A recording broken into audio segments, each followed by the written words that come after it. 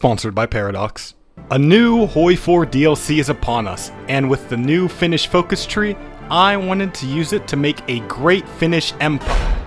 What? I gotcha! You see, because you were all excited, and then boom! Alright, I had my laugh. Go on in. So, I wanted to make a great Finnish empire that would dominate Europe. Now that's funny! So, the new Hoi 4 DLC has given new focus trees to all the Scandinavian nations, and I wanted to do Finland first.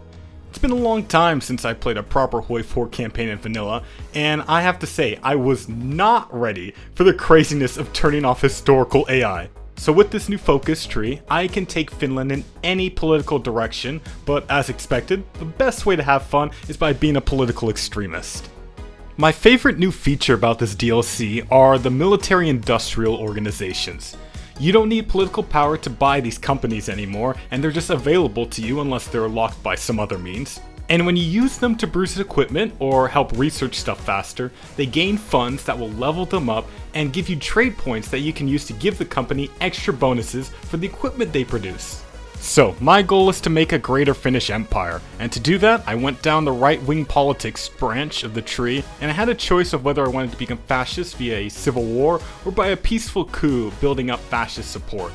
I decided to go for the peaceful coup, and that was just the wrong choice. If you play this path, do the civil war, it's so much faster, because now I need to get 60% stability and fascist support, and I'm not even close.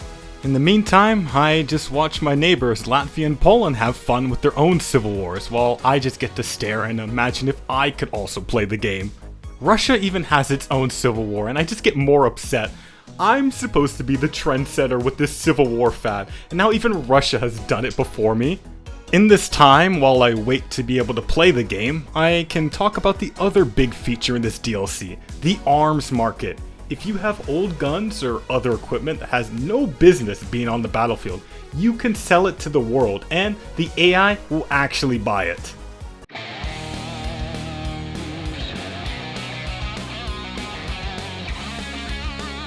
Or, if you need some sort of equipment that you're either too poor or too stupid to make yourself, you can look at the market and buy it from some other country. But finally, in February 1938, I got the fascist support and stability I needed to keep progressing down my political tree. It was finally time for me to play the video game. With the Soviet Union in the middle of a civil war, a lot of people were seeing this as their opportunity to leave. One of those breakaway states was Karelia, which I of course had to support. I even could send them a bunch of volunteers to make sure they had a better chance of survival.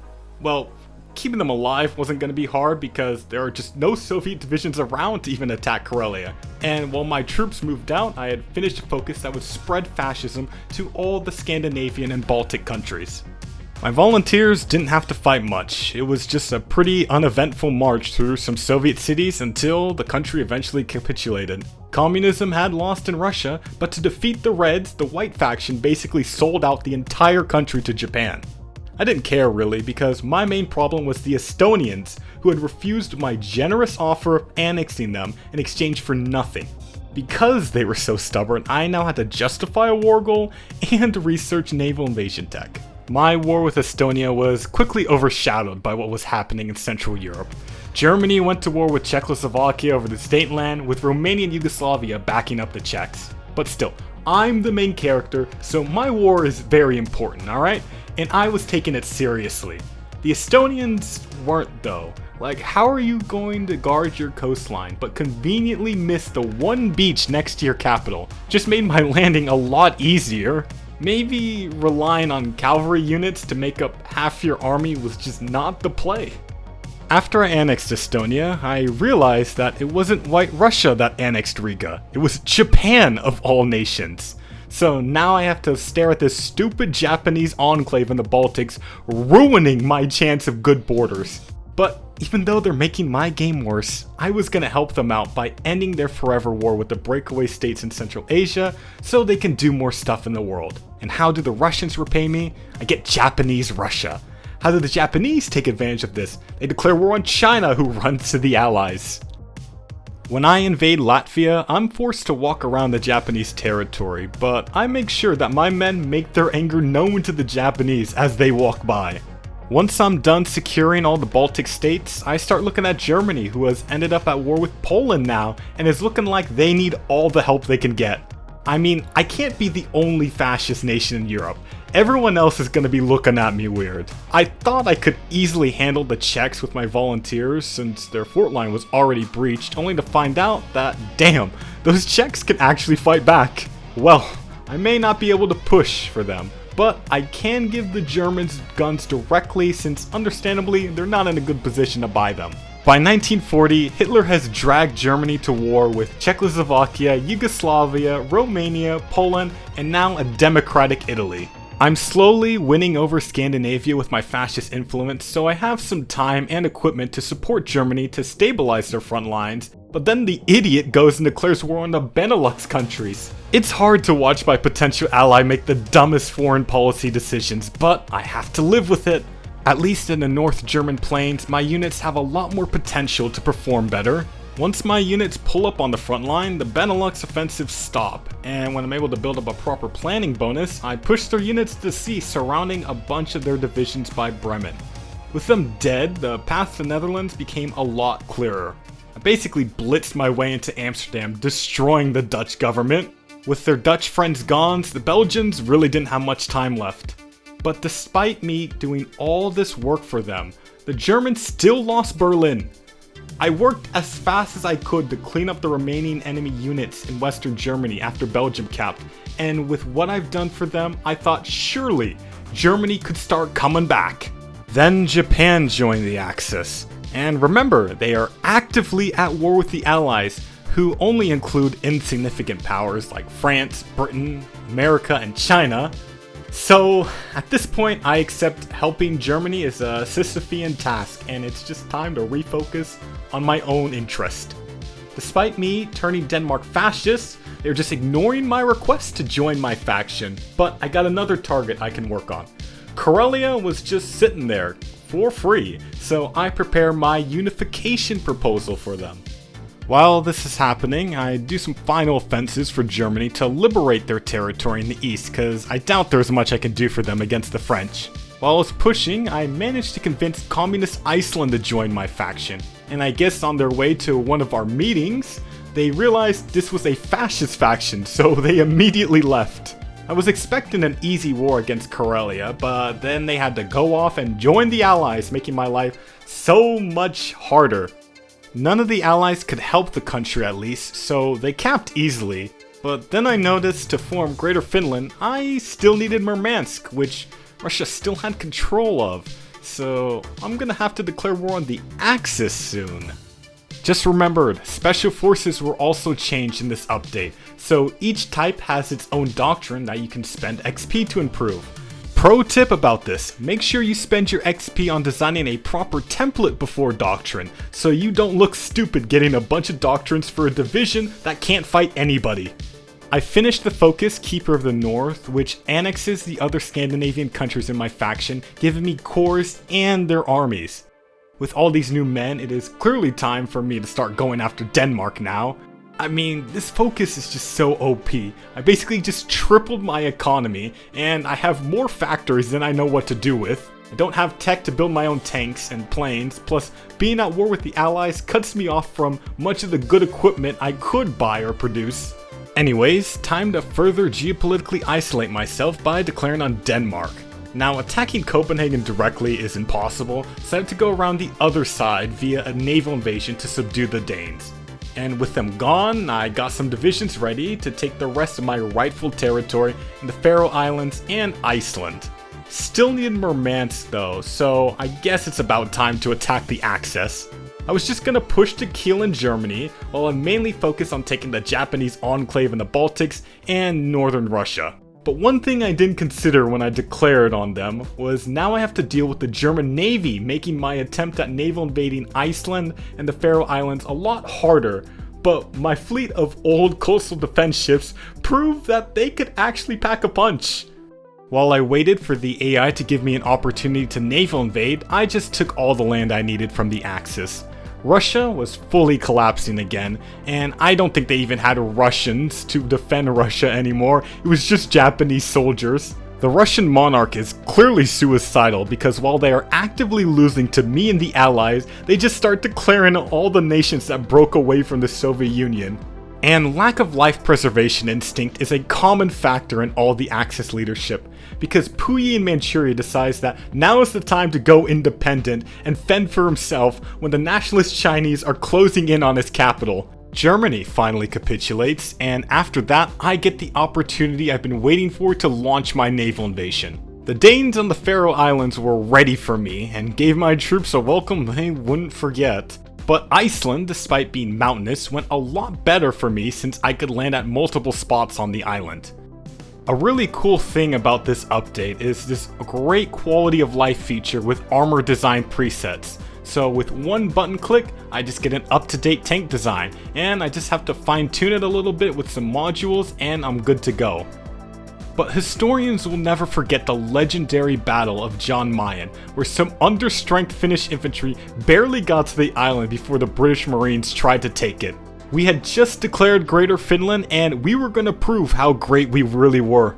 The Finnish Navy was conveniently docked there, so they just went out to hunt the invasion fleet and greatly damaged the strength of the British invaders.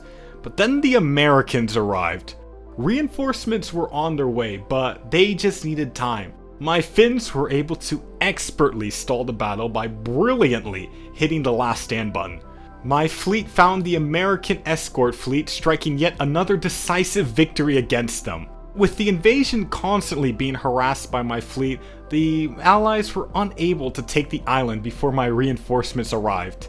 People may look at Jan Mayen and say this is a really unimportant volcanic wasteland to even fight over, but just because they're right doesn't mean I shouldn't defend this place. This is still a core Scandinavian territory, and it deserves to be a part of Greater Finland. This victory inspired me. I believed I could attempt an even more daring invasion of the UK. My fleet may have just been coastal defense ships, but I was also making naval bombers, so there was a chance I could get naval supremacy. Our fleet had already warmed up around Jan Mayen, and so they were able to do a good job fighting the French fleet floating around Denmark. Just ignore the naval bombers, the Navy doesn't like it when you bring that up. It was clearly all due to the Navy's superior thinking that they were able to beat the combined British and French fleets around the eastern North Sea. Because of these naval victories, I was able to launch my invasion of the UK, and all the landings were successful. And in response to this, instead of helping the UK, the French and Americans decided they'd be better off invading Norway. Think there was a better way to spend Christmas than being cut off and isolated in the Norwegian mountains, but the Allied High Command disagrees with that. The UK was clearly the only one with brains in this faction, with them trying to naval invade the ports I used for supply, so it's a good thing I targeted them first. They clearly had enough of me and sent their main fleet to kill mine, but I was just too slippery for them and got away. It was not easy fighting the Brits on the mainland. I tried pushing southwards, but my units were getting really messed up in the battles, even getting pushed back in some areas. I was confused why I was losing until I realized the AI has 500 cast planes flying over me with complete air supremacy, so my boys can barely take a step without getting blown up by an airplane. I quickly updated the template with some AA and put a tank in there for the extra armor and breakthrough. Now I just had to wait for the units to regain their strength and for the 16 new mountaineers to finish training. So with these new special forces doctrines and the Finnish spirits, I'm just thinking back to the old days when there wasn't even a special forces cap. Here I am supporting a third of my army being special forces and not even close to being to my cap. But with so much air attack in my divisions, the Allied air can barely scratch me, so when they attacked the British lines, they didn't stand a chance. The Allies can't use air against me, don't raid my supply lines, and have worse units. The UK was fully cooked at this point. High off my successes in the UK, I thought France should be no problem. The landing was super easy, and as I pushed towards Paris, I noticed it would be super easy to cap them. Despite it being 1943, they still had a disjointed government somehow. So once I took Paris, they were out. There was still land to secure here, but I was more focused on picking off the British fleet, who I was slowly whittling down in battle after battle. The army managed to heroically take the Faroe Islands with their great tactical expertise. Just please ignore the force attack symbol and cast damage. The army gets really mad when you bring that up. Not like in this trend where the AI is doing stuff that makes me lose the game. First, the Allies flooded southern France with troops to stop me, and now they naval invaded my ungarrisoned ports behind me while distracting me with a naval invasion of Scotland. I'm just little old Finland here. I don't deserve all this attention. France isn't even that important, yet they care so much, flooding those beachheads with more units to a point where I can't hope to slow them down. By mid-January, my frontline status in France was, well, I tried very hard to save as many units as I could, but some were just too far out of reach to do anything for. I consolidated my troops as best as I could and tried to save the final pocket of men trapped in Paris, but I wasn't fast enough. By the time I reached the Seine River, the Finns there were surrendering. And then my morale was completely broken when I saw that China has joined the Czech faction. Since I'm still at war with China, that means it's only a matter of time before they call in the rest of the Czech Entente. And they didn't even waste any time calling in everyone else to dogpile me. And as you can see, looking around at my border, I am not ready for them. So, looking at my diplomacy map view, you could say that Finland may have made some mistakes this game. I really don't see the point of trying to fight this out. My dreams of building an air force are dead with no aluminum and oil access. I'm running out of manpower and barely have the men available to hold the land I already own, so offensives are out of the question. It's basically Jover for me, so I'm just gonna call it here. If you want to play Finland and try to do better than me, you can do it by buying the DLC through the link below.